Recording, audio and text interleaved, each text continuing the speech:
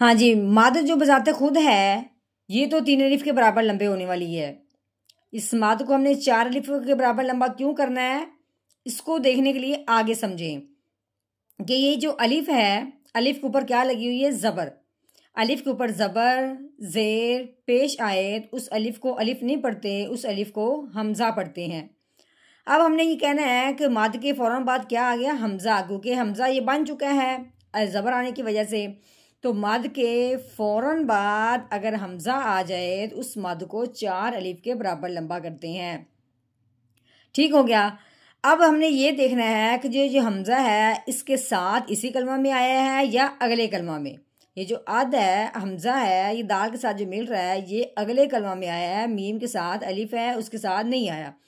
तो जब हमजा अगले कलमा में आया है तो इस मद का नाम हो जाएगा मद मुनफसिल। यानी हमजा आया तो मद के फौरन बाद आया, लेकिन उसी कलमा में नहीं आया, दूसरे कलमा में आया है, थोड़ा सा फासला हो गया है, इसलिए इस मद का नाम हो गया मद मुनफसिल। क्या नाम हो गया, मद मुनफसिल। अगर तो हमजा उसी कलमा में होता, उसके साथ मिला हुआ होता, तो फिर हमने कहना था कि ये मद मुत्तसिल है, कि हमजा उसी कलमा में है, उसके साथ मिला हुआ है, जुड़ा हुआ है। लेकिन नाम के फर्क आने की वजह से मद के पढ़ने में कोई फर्क नहीं आएगा। मद को हमने 4 अलिफ के बराबर ही लंबा करना है। ठीक है, कैसे, मीम अलिफ मद जबर मा। ठीक है, नहमदुहु व नसल्ली अला रसूलिहिल करीम, अम्मा बाद फ़अऊज़ु बिल्लाहि मिनश शैतानिर रजीम, बिस्मिल्लाहिर रहमानिर रहीम। अस्सलामु अलैकुम व रहमतुल्लाहि व बरकातुहू। उम्मीद है आप सब खैरियत से होंगे। इंशाल्लाह जहाँ होंगे ईमान और सेहत की नेमत से माला माल होंगे। हाँ जी, तो आगाज़ करते हैं हम अपने आज के सबक का दुआओं के साथ। तो चलिए शुरू करते हैं। अल्लाहुम्मा सल्ली अला सय्यिदिना व मौलाना मुहम्मदिन व अला आलि सय्यिदिना व मौलाना मुहम्मदिन व बारिक व सल्लिम।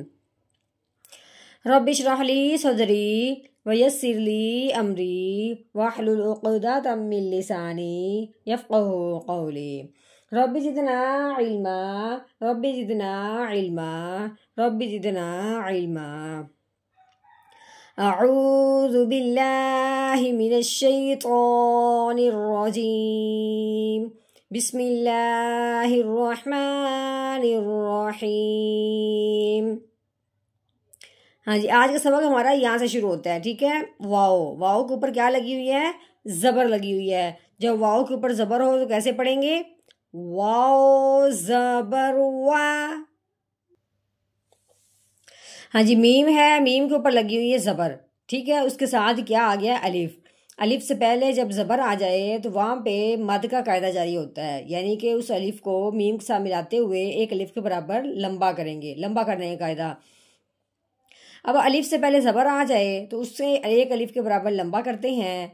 अब इसके ऊपर मद लगी हुई है, पहले हमने मीम को अलिफ के साथ मिलाते हुए एक अलिफ के बराबर लंबा करना था, फिर इसके ऊपर मद आने की वजह से इसको अब हमने 3 अलिफ के बराबर लंबा करना है। ठीक है, उसके बाद आगे देखें कि अलिफ के ऊपर ज़बर आ गई है, अलिफ के ऊपर ज़बर ज़ेर पेश आ जाए तो उस अलिफ को अलिफ नहीं पढ़ते, उस अलिफ को हमज़ा कहते हैं। इस हमज़ा के आने की वजह से अब इस मद को 4 अलिफ के बराबर लंबा करेंगे, इसलिए कि मद के फ़ौरन बाद अगर हमज़ा आ जाए तो उस मद को 3 के बजाय फिर 4 अलिफ के बराबर लंबा करते हैं। कैसे पढ़ेंगे, मीम अलिफ मद ज़बर मा वामा।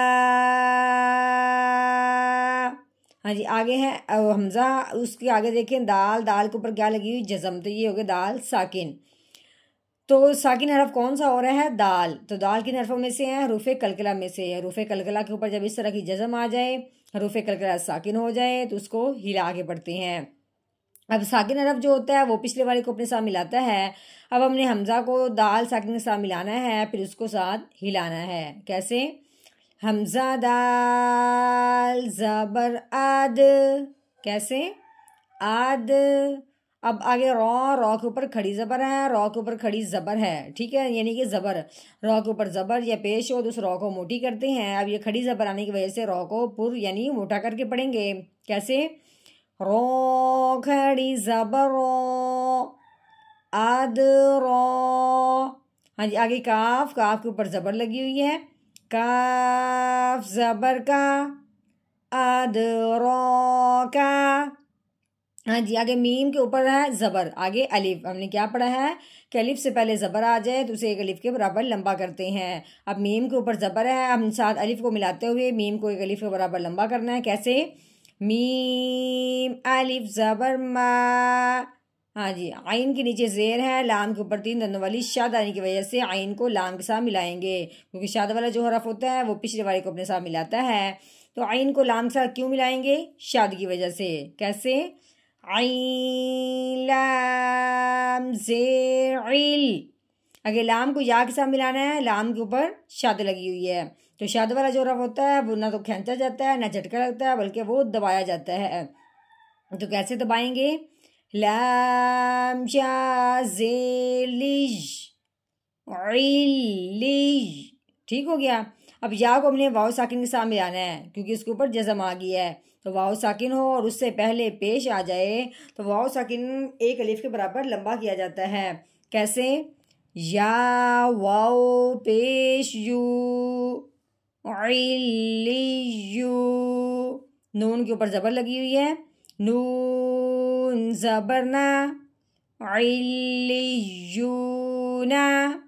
आगे वक़फ़, इल्लियून इल्लियून।